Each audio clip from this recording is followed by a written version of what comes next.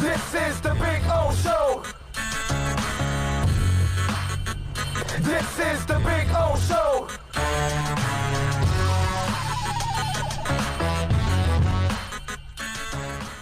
And everything is developing.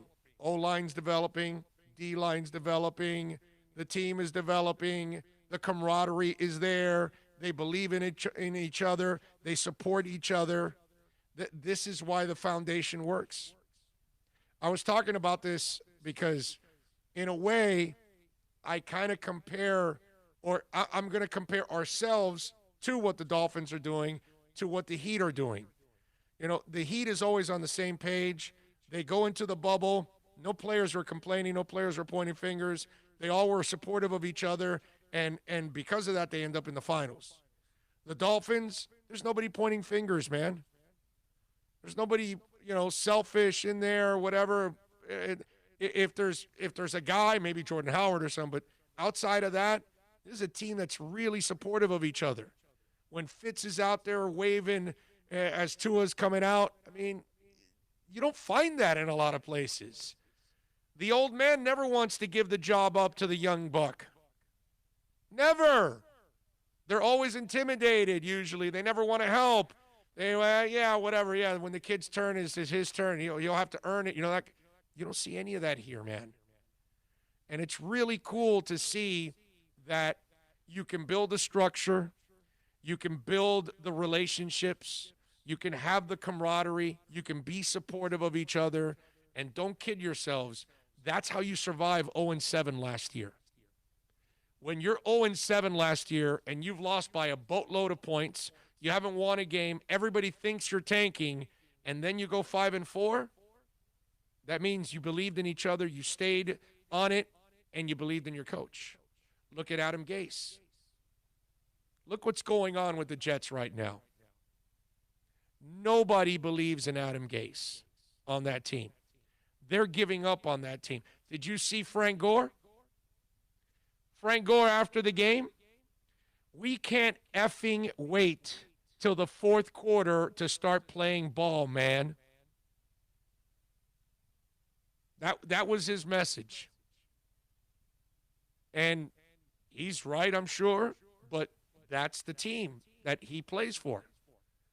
And so that's the polar opposite of that. That's why you had 24 on one side and 0 on the other. That's why when Wilkins gets that fumble last week, he runs to Flores and hands it to him. You watching any kind of camaraderie between the players and Adam Gase? No. There's none, because he doesn't connect with people. If you're going to be a leader, if you're actually going to try to bring people together, you can't be divisive. You've got to find a way to bridge people together. You've got to find a way to communicate. That's what a good leader does. It's the easiest thing in the world is to bitch and complain. You ever notice that? It's the easiest thing. You get to the restaurant, hair in your soup, maitre d', the steak's undercooked. Where's the chef? Now, you had a great steak. 99% of the time, you'll never grab the maitre d' and say, can you do me a favor? Can you go tell that cook, this is the best steak I've ever had. This is the best lobster I've ever had. This is the best whatever. We rarely do that. But, boy, we'll be quick to complain. They're almost like talking about the offensive line. The only time you hear about them is when there's a penalty. Like referees. And so it's easy. Complaining is the easiest thing in the world. Complimenting seems to be harder when it shouldn't be, because that's when you put people at ease. When you communicate with people, that's when you put them at ease. When you complain, when you bitch, when you point fingers, you get nowhere. You get fighting. You get people to not work with each other. Kind of like what's happening in our country right now in certain sections. We won't have to get into that, but you know what I'm saying? It's funny because when I constructed this station and what we're doing here that's different with our radio family that I've never done in 30 years, We have 6 consecutive radio shows. All 5 of them, all 6 connect on 5 crossovers. Every show crosses over to the other. Every host talks to the next host. Why?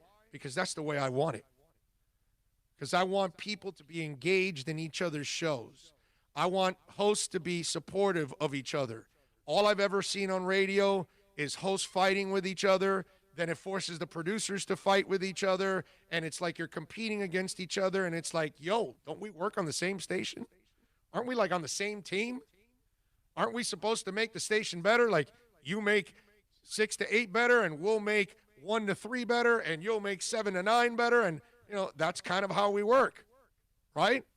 That's what it's supposed to be, but it's never like that. There's always this divisiveness that goes with it, and it's disgusting. You know, I told my producers, I said, you need to help each other. If he needs help in editing, help him. If this one needs help in booking a guest, help him. If they need some help writing a promo, help them. Why? Because you're going to make the station better.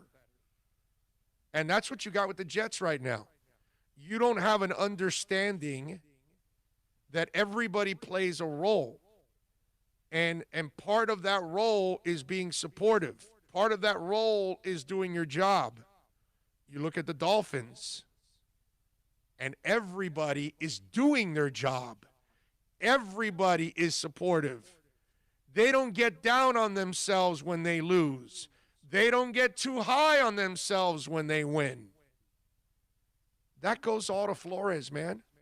That goes all to Greer, who hired Flores, who said, I need a leader for my football team. That's a leader. How many times did we say as Dolphin fans, that guy's not a leader? Come on, dude. Nobody's going to listen to Joe Philbin. Look at him. He looks like Uncle Fester. Nobody's going to take him serious. And sure enough, nobody ever took him serious. Cam Cameron was a joke.